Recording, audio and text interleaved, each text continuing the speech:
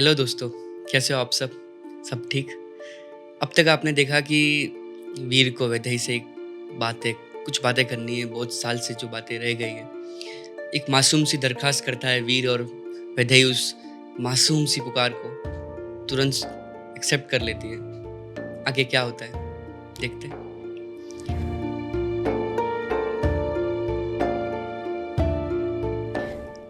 आज नरसिम्हा जयंती है, घर में एक अलग ही माहौल है।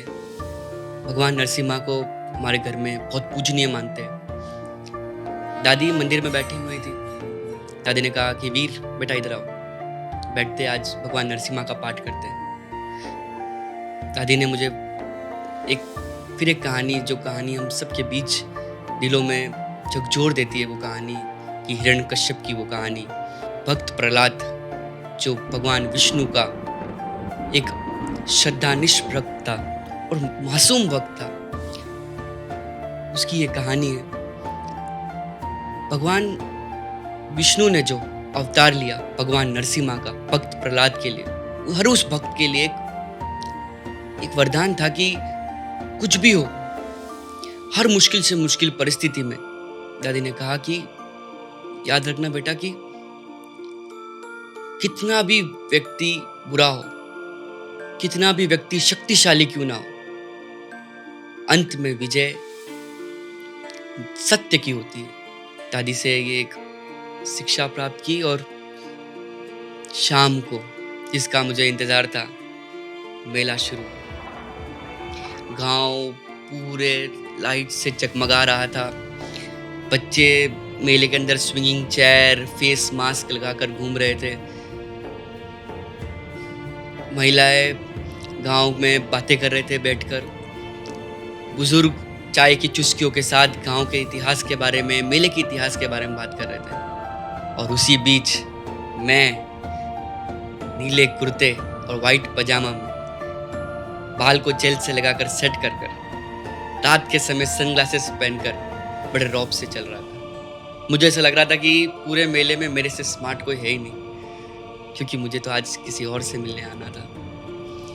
इंतज़ार करता गया पर वैदेही कोई दिखी नहीं। और आरती शुरू हुई और जैसे ही आरती शुरू होने से ठीक पहले वैदेही और श्रुतिका दोनों उस मेले में आ गए। मैं उस मेले में, वैदेही मेरे ठीक बगल में बैठी खड़ी थी। वो हाथ जोड़े आंखें बंद कर कर भगवान नरसिम्हा को देख रही थी। मैं हाथ जोड़े आंखें खोलकर वैदेही को देख रहा था। पहले वैदेही को देखा, फिर भगवान नरसिम्हा को देखा। पहले वैदेही को देखा, फिर भगवान नरसिम्हा को देखा और कहा कि भगवान, इसके लिए 2-4 हिरण्यकश्यप को मारना ना पड़े तो क्या ही मतलब। आरती खत्म हुई। मैंने वैदेही ने आंखें खोली और मैंने वैदेही से पूछा कि वैदेही, अपनी बात हुई थी ना कि आज अपने को मिलना है। तो वैदेही ने कहा, यार ये रात के समय सनग्लासेस पहनकर कौन आता है मेले में? मैं भी यार आईएएस ऑफिसर बनने वाला लड़का कहाँ रात के समय सनग्लासेस पहनकर आ गया। पर कभी कभी ये प्यार चीज ही ऐसी है, आपको हर वो चीज कराती है जो आप करना नहीं चाहते हो, पर उसके लिए थोड़े एफर्ट्स कर आप कर लेते हो। तो फिर मैंने कहा, वैदेही अपनी बात हुई थी कल मिलने की। तो उसने कहा ठीक है, आधे घंटे के बाद नागेश्वर पॉइंट में मिलते। नागेश्वर पॉइंट हमारे गांव से थोड़ा ऊपर था और उस पॉइंट से पूरा गांव का व्यू एकदम क्लियर दिखता था। मैं तो पहले चला गया, आधा घंटे पहले इंतज़ार कर रहा था। कुछ देर बाद वैदेही भी वहाँ आई। एक चुना बेंच था वहाँ पर, मैं वहाँ पर बैठा था। मैंने कहा, वैदेही आप यहाँ पर आके बैठे, 5 मिनट बात करेंगे फिर आप चले जाना। तो वैदेही ने कहा ठीक है। तो मैंने ऐसी हमारी कैजुअल बातें हो रही थी, लाइट्स के बारे में, भगवान नरसिम्हा के बारे में, मेले के बारे में। मैंने कहा कि वैदेही, श्रुतिका कह रही थी कि तेरे से बात करना पॉसिबल नहीं है, ऐसा क्यों? और पॉसिबल नहीं होकर भी मेरे एक बार पूछने से तूने हाँ बोल दिया। वैदेही ने कहा कि कोई भी हो, अगर मासूम का पुकार होता है ना, तो उसे एक्सेप्ट कर लेना चाहिए। तो मैंने कहा कि वैदेही, मैंने बचपन से तुझे गौर किया कि तू चश्मे भले पहनती हो, चेहरे में सेमापन हो, पर चलने के टाइम कॉन्फिडेंस कुछ अलग ही है। ये दो अलग अलग पर्सनैलिटी अंदर से झलकती है। ऐसा क्यों? वैदेही ने जैसे ही सुना हड़बड़ा गई और कहा कि वीर, अब मेरा जाने का समय आ गया है, फिर मिलते हैं, या शायद फिर ना मिले। और वो हड़बड़ा कर चली गई। उसके बैग जो था ना उसके साथ, उसके बैग से एक की चेन नीचे गिर गया। की चेन में एक शेर का मुख था और उसके आजू बाजू हर वो जानवर जो जंगल में मौजूद होते, उसकी सुरक्षा एक शेर कर रहा है। ऐसा एक लोगो बना हुआ था और वो कीचेन वहां गिरकर वो चली गई। मैंने बुलाने की कोशिश भी की, वैदेही तेरा कीचेन गिर गया। तब तक तो वो बहुत आगे चली गई थी। रात के समय वो मेला चला, रात भर वो मेला चला। सबकी सुबह दोपहर को हुई पूरे गांव की, क्योंकि गांव का मेला बहुत शानदार था। मुझे लगा कि अब वैदेही भी भूल गई होगी, अब फिर से और बातें कर सकते हैं। दोपहर को मैं खिड़की के बाहर वापस बैठा कि उसकी वो एक्स्ट्रा क्लासेस के लिए आएगी, वो नहीं आई। शाम के समय वो आएगी, नहीं आई। मुझे लगा कि ठीक है, आज मेले की कल की थकावट होगी, नहीं आई होगी। अगले दिन फिर मैंने इंतज़ार किया उसका पूरे दिन, वो नहीं आई। इतने मुझे पता चल गया था कि कुछ तो गड़बड़ है, क्योंकि एक फिक्स्ड आइटिनरी से, फिक्स्ड शेड्यूल से चलने वाली लड़की अगर कहीं पर भी गड़बड़ कर रही तो कुछ तो बड़ा गड़बड़ है। फिर मैं अगले दिन बस स्टॉप पर फिर गया, तब सिर्फ श्रुतिका थी वहाँ पर। मैंने श्रुतिका से पूछा कि श्रुतिका, वैदेही दिख नहीं रही है। श्रुतिका ने मेरी ओर देखा और कहा कि मैंने कहा था ना तुमसे, वैदेही से मत मिलना। क्यों मिले तुम? वो चली गई ना हमेशा के लिए। मैं एकदम सदमे में रह गया। मैंने तो सिर्फ 5-10 मिनट कुछ बात की होगी उससे और वो हमेशा के लिए चली गई। सारे 90s के सारे सैड सॉन्ग्स की प्लेलिस्ट मेरे दिमाग में आ गई। वो वहाँ से चली गई और मैं घर चला गया। मैंने सीडी प्लेयर ऑन किया और सारे वो जूने जूने गाने, सारी जुनी जुनी कविताएं, बशीर बद्र की कुछ तो मजबूरियाँ रही होगी, यूं ही कोई बेवफा नहीं होता, कुछ तो मजबूरियाँ रही होगी, यूं ही कोई बेवफा नहीं होता। मैं कहा कि सिर्फ बातें करने से कोई हमेशा के लिए छोड़कर, घर छोड़कर चला जाए, ये तो मैंने पहली बार सुना था। सदमे में था और सदमे में तो दोस्ती काम आता है। सिद्धू कुछ दिन बाद आया, कहा कि क्या हुआ वीर, वैदेही मिली क्या नहीं मिली? मैंने बोला नहीं मिली यार। और एक गिल्ट पैदा करके चली गई कि मेरे से बात करने से वो घर छोड़कर चली गई। कुछ समझ नहीं आ रहा क्या करूं। वो मैंने कहा था ना कि वो सिद्धू की स्कूल की थी, तो सिद्धू को स्कूल में और कॉलेज में वो साथ में ही थी। तो हम सिद्धू ने कहा कि वहाँ से उसके एड्रेस का पता चल जाएगा और वहाँ से हम उसके घर पे जाकर पता लगाते हैं कि क्या हुआ। हम उसके स्कूल गए। स्कूल में गिरधर चाचा करके थे जो सिद्धू के अच्छे दोस्त थे। सिद्धू ने बहुत दरख्वास्त की कि भाई ये मोहब्बत का मामला है और गिल्ट का मामला है, आपको इसका एड्रेस देना ही होगा। गिरधर चाचा ने कहा कि किसी से शेयर मत करना। उसने नाम, उसके फॉर्म में सिर्फ उसका नाम और उसका एड्रेस था, बाकी पिता का नाम, माँ का नाम कुछ भी शामिल नहीं था। उसका एड्रेस मिल गया कि 13B सावित्री निवास, ऑपोजिट अनंता आश्रम, बीकानेर, राजस्थान। ये एड्रेस लिखा हुआ था और ये हमारे घर से ठीक 5 मिनट की दूरी पे था। अब हम सोचे कि उसके घर जाए कैसे। राजस्थान का गांव, जहाँ पर 90 का दशक, जहाँ पर किसी लड़के का लड़की के घर जाना हिरोशिमा और नागासाकी के न्यूक्लियर बॉम्ब की तरह था, कि वहाँ जाना कोई आसान काम नहीं था। तब हमने ये सोचा कि 1990 में सेंसस हो रहा था और जनगणना हो रही थी। हम सोचा कि गवर्नमेंट ऑफिसर बनकर जाते हैं उसके घर पर, तब पता भी चल जाएगा कौन कौन उसके घर पर रहते हैं और कहाँ रहते हैं। तो हम उसके घर चश्मे पहने, फॉर्मल्स पहने, पैड लेकर, नोटबुक लेकर, पेन, डायरी, आईडी कार्ड बनाकर हम दोनों निकल पड़े, मैं और सिद्धू। हम वहाँ गए। एक राजस्थानी परंपरा का घर था, पुराने दरवाजे, पुराना घर। जैसे ही हमने घर को बजाया, घर के आगे किला था, उसको बजाया, तो एक राजस्थानी वेशभूषा में, चांदी की कड़े पहने हुए, नाक से कान तक बाली जाती हुई, एक माथे पर बोर लगाकर एक 50-60 साल की एक महिला ने दरवाज़ा खोला उसने बोला, क्या हुआ, क्या चाहिए बच्चों? मैंने कहा कि माँ जी, हम जनगणना करने आए हैं सरकार की तरफ से, सेंसस है ना इस बार, इसीलिए। हाँ, वो श्रुति रा पप्पा कह रहा कि इस बार सेंसस वे ऐसा सरकारी अफसर आए घरे पूछवा हुआ थे। हाँ, आप वही सोनी? मैं कहा हाँ वही है हम। उन्होंने बड़े सत्कार से, राजस्थानी सत्कार से उन्होंने घर के अंदर बुलाया, सोफे पे बिठाया और वो भी बैठे एक सोफे पे, और उन्होंने पूछा, बोलो पूछो, कहीं पूछ लो। तो हम भी एक डायरी पेन लेकर, हाँ अच्छा आपका नाम बताओ। उन्होंने कहा मेरा नाम मीरा देवी बाईसा। अच्छा आपके हस्बैंड का नाम बताओ। बोले हस्बैंड का नाम तो हम राजस्थानी में लेते नहीं है, तो लिखना पड़ेगा हमको। तो उन्होंने कहा कि अच्छा बीकानेर की सबसे प्राचीन मिठाई कौन सी है और सबसे पसंदीदा मिठाई कौन सी है? सिद्धू तो तुरंत मिठाई का दास हो बोला घेवर। तो भाई साहब ने कहा हाँ बस आगे सिंह लगा दो, घेवर सिंह जी उसके उनके हस्बैंड का नाम था। और कौन रहता है घर पे?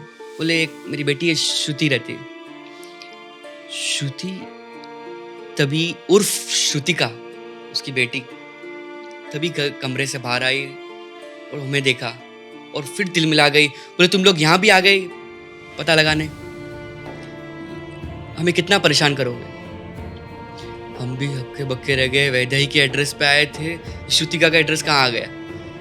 तो पर अब तो मैंने ठान लिया था कि अब तो वैदेही का पता लगाना ही है। तो दोनों हम, तो मीरा देवी को लगा कि हम श्रुति को छेड़ने आए तो या श्रुति के पीछे पीछे फॉलो कर रहे हैं। तो सिद्धू ने कहा, बैसा ने कहा श्रुतिका से कि ये तने फॉलो कर रहा है कहीं? तो सिद्धू ने कहा इसको कौन फॉलो करेगा, हम तो वैदेही के लिए आए। जैसे ही वैदेही का नाम सुना मीरा देवी बाईसा एकदम शांत हो गई, वो फिर सोफे पे बैठ गई। श्रुतिका ने बाईसा से कहा कि बाईसा ये दो ही वैदेही को बिना जाने वैदेही के बारे में नहीं पता लगा कर वे नहीं मानेंगे। मैं भी गया, बाईसा सोफे पे बैठी थी, उसके नीचे बैठा। मैंने कहा बाईसा मुझे जानना है वैदेही कहाँ है और कौन है वैदेही। इसके वैदेही के एड्रेस में श्रुतिका कैसे रह रही है और वैदेही सिर्फ मेरी एक बार बात करने से वो घर छोड़कर चली गई, ये तो कोई पॉसिबल नहीं है। ऐसा क्या हुआ उसके साथ? मीरा देवी बाईसा की आंखों में आंसू थे। वो लेके चले गए वैदेही को फिर उसके गांव। कौन सा गांव? उसका गांव आंध्र प्रदेश में विजयवाड़ा। क्या है कहानी भाई साहब, मुझे क्लियर बताओ। ये कहानी शुरू होती है बेटा, मैं और श्रुतिका के पापा हम दोनों आंध्रा में किसी काम से गए थे। श्रुतिका के पापा का बिजनेस है तो उसे उनके लिए उन्हें जाना पड़ता है। तो हम दोनों कार में जा रहे थे, रात का समय था। रात के समय बारिश बहुत तेज हो रही थी। हम किसी हाईवे पर रुके थे और उसी हाईवे के बीचों बीच एक माँ, एक पिता और एक बेटी, तीनों खून से लथपथ थे। श्रुतिका के पापा ने तीनों को खून से लथपथ देख के तुरंत दरवाजा खोला और कहा कि कुछ हेल्प की जरूरत है तो बताओ हमें। ऐसे ही कहा कि किसी एक उसके हस्बैंड ने श्रुतिका पापा का हाथ पकड़ लिया। कहाँ से आए हो आप? तो श्रुतिका पापा ने कहा राजस्थान से। राजस्थान मतलब यहाँ से बहुत दूर है ना? बहुत दूर है। मैंने पापा ने कहा कि हाँ बहुत दूर है, बहुत दूर है। मेरी बेटी को लेकर जाओगे यहाँ से? बहुत तकलीफ में है और आज अगर आप लेकर नहीं गए तो शायद उसका बचना मुश्किल ही नामुमकिन हो जाएगा। क्या आप लेके जाओगे उसे? अंधेरी रात, अनजान शहर, अनजान लोग और वो मासूम सी लड़की पूरी खून से लथपथ थी और कोई सामान्य घर से नहीं लग रहे थे। वो खानदानी घर से राजपाट पहने हुए मदद की भीख मांग रहे थे। श्रुतिका के पापा ने पहले तो नकार रहे थे, पर देखा कि पीछे से लोग आ रहे हैं उसे मारने के लिए।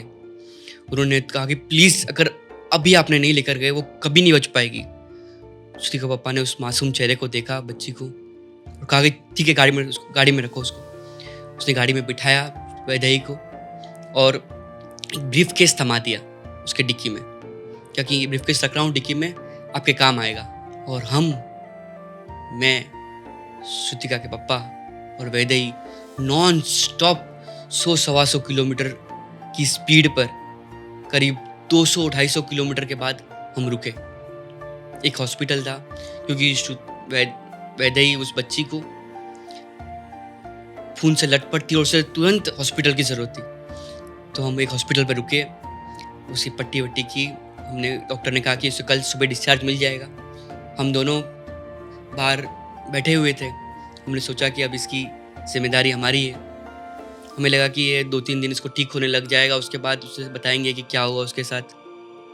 जैसे ही हम बैठे थे, माथे पे पट्टी, हाथों में पट्टी और पैरों के एक साइड में पट्टी लड़खड़ाती हुई एक मासूम 8-9 साल की लड़की धीरे धीरे चलती हुई 2 पानी का ग्लास लिए हुए रात के समय हमारे पास आई कि आप दोनों पानी पी लो, आपको प्यास लगी होगी ना। आपने बिल्कुल भी पानी नहीं पिया। हम दोनों हक्के बक्के रह गए। एक 8-9 साल की लड़की, खून से लथपथ, फिर भी इतनी कॉन्फिडेंस और फिर भी इतनी बोलने में और बातें करने में इतनी ताकतवर, कोई सामान्य लड़की नहीं है। फिर उसने कहा कि आप दोनों कोई चिंता मत करना, जब तक मैं आप दोनों के साथ रहूंगी तब तक आपको कोई भी शिकायत का मौका नहीं दूंगी। श्रुतिका के पापा ने उस बेटी के सिर पर हाथ रखा, बोले तुम हमारी बेटी जैसी हो, रहना जब तक तुम रहना चाहो। सुबह हुई, श्रुतिका पापा गाड़ी साफ कर रहे थे। याद आया कि वो रात के समय डिक्की पर ब्रीफकेस दिया था उन्होंने। उस ब्रीफकेस को खोला, उसमें हीरे जवाहरात सब कुछ मौजूद था। हमें तब तक उसका नाम भी पता नहीं था। उसमें लिखा था वैदेही नाम है इसका, और करोड़ों की संपत्ति उस एक ब्रीफकेस में थी। श्रुतिका के पापा ने उस ब्रीफकेस को बंद किया और कभी उसका जिक्र नहीं किया। और हॉस्पिटल से बाहर निकलते निकलते कहा, वैदेही आओ गाड़ी में बैठो। मैंने भी कहा, बेटी तुम्हारा नाम वैदेही है? हाँ भाई साहब वैदेही है, तुम भी मुझे भाई साहब बुलाना। ठीक है। और हम तीनों निकल गए वापस हमारे शहर बीकानेर में। बीकानेर शहर आते ही श्रुतिका के पापा ने कहा कि ध्यान रखना, जैसी श्रुतिका है वैसी वैदेही। हम दोनों इतने साल से, लगभग 15-17 साल हो गए थे, हम साथ में रह रहे थे, बातें कर रहे थे, हमारी ज़िंदगी अच्छी चल रही थी। पता नहीं नरसिम्हा जयंती के दिन रात कोई आए, उनके परिवार वाले जो हमें रात को मिले थे उस हाईवे पर, आज से 15-17 साल पहले। वो कहे कि अब हम वैदेही को लेने आए हैं और अब वैदेही को लेकर ही जाएंगे। और हम भी क्या करते, असल में तो वही उनके माता पिता थे। हमने पूछने की कोशिश की उनको कि आप किस गांव से है, क्या है। उन्होंने कहने की कोशिश भी की, पर उन्होंने कोई क्लियर बातें नहीं की। और वैदेही ने भी एक बार में कह दिया कि अब जाने का समय हो गया भाई साहब और पापा, तो मैं जाती हूँ। वो दोनों चले गए। मैं वीर शॉक में हो गया। भाई साहब, आपने 15 साल तक उसे अपनी बेटी की तरह रखा और आपने एक पल में उसे जाने दिया। बोले क्या करती बेटा, उसके माता पिता तो वही है। भाई साहब, वो एक लड़की है, पता नहीं वो उनके साथ क्या करेंगे। इतने साल वो कभी मुड़कर उन्होंने पीछे देखा नहीं। वो अचानक से एक रात आते हैं और आपको कहते हैं कि हम लेकर जा रहे हैं हमारी बेटी को। क्या ये उसके साथ कोई धोखा तो नहीं? मैं नहीं कहता धोखा है, पर क्या वो उनके साथ कुछ गलत तो ना कर दे। भाई साहब भी डर गई। भाई साहब बोली अब क्या करें। और गेवर सिंह जी भी 15 दिन के लिए बिजनेस टूर पर थे दिल्ली के साइड। मैंने कहा भाई साहब मैं देख के आता हूँ। आपने कहा ना वो गाँव, मैं क्या इन तीनों को लेके जाता हूँ, श्रुतिका, मैं और अपना सिद्धू, तीनों जाएंगे। हम तो अभी 26 के हो गए, गाड़ी भी चला सकते हैं, सब जगह जा सकते हैं। मैं जाता हूँ, मिल के आता हूँ उससे और लेकर आता हूँ उससे और बात करके आता हूँ कि वो ठीक है क्या नहीं है। भाई साहब ने कहा तुम इतने दूर जाओगे और श्रुतिका को कैसे भेजूँ?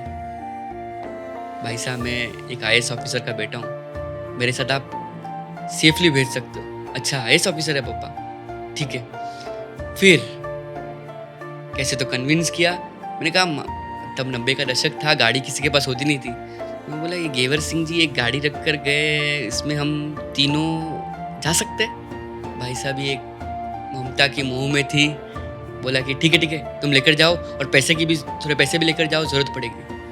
हम तीनों के लिए एक वरदान था। मैं, श्रुतिका और सिद्धू तीनों निकल पड़े एक ऐसे जर्नी के लिए जहाँ हम वैदेही को ढूंढने जा रहे हैं, पता लगाने जा रहे हैं कि वैदेही कहाँ है। शायद वैदेही सब खुश होगी, वैदेही सबसे मिली है इतने साल के बाद, एक हैप्पी फैमिली की तरह होगी। शायद सब कुछ ठीक हो, सब कुछ ठीक ना भी हो। इसको देखने के लिए, जानने के लिए बने रहे द दीपेश मोटावत प्रेजेंट्स वैदेही। अगले एपिसोड में बात करेंगे कि आगे क्या होता है। तब तक के लिए अलविदा।